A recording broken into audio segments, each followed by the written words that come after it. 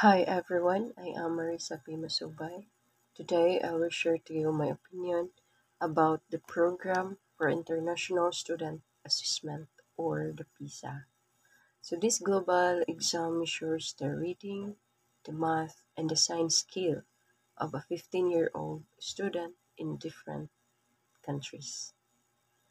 But since we are here in Philippines, my question is, do Filipino students stand in this ranking? Or if not, what can we do to improve? So in the most recent PISA result, the Philippines rank among the lowest in reading, in math, and in science. So this raised concerns about the quality of our education system. So Filipino students scored below the global average, meaning to say there are many students struggle with understanding complex texts or comprehending what they are reading. They struggle also in solving math problems and even applying the scientific concept in real life. But why is this happening? So several factors contribute to this challenge. First is the lack of resources. Many schools, like our school, especially public schools in the Philippines, still suffer from overcrowded classrooms, outdated learning materials, and insufficient access to technology. Second, economic difficulties.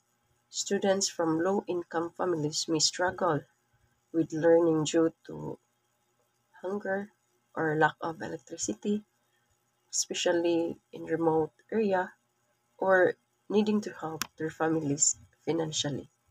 Third is the teaching strategies.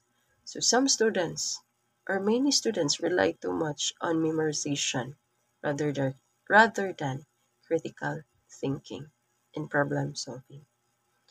Fourth is the parental income. Students from low income households often face challenges in accessing quality education. They cannot afford even tutorial and in learning or buying learning materials. So parents working multiple jobs may have less time to support their children's education at home. So these issues combined make it hard to Filipino students to compete globally. But it's not all that bad news.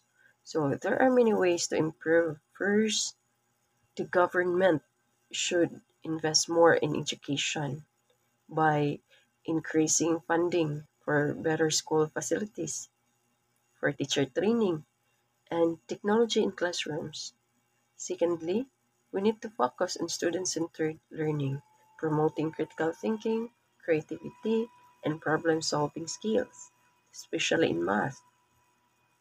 Third, parents and communities can play a role by supporting students at home, encouraging a love for reading, and helping them to develop confidence in learning. Lastly is digital learning should be explored to give students access to more learning materials beyond the classroom. So our DepEd targeted to improve PISA result in this year 2025. That's the immediate goal of our DepEd secretary. But improving our students' performance in the PISA exam is a long journey. But even if it's a long journey, with the right steps we take, we can get there. So we will just help each other because education is the key to a brighter future. And every Filipino or every Filipino students deserve a quality education. So let's work together and make that happen.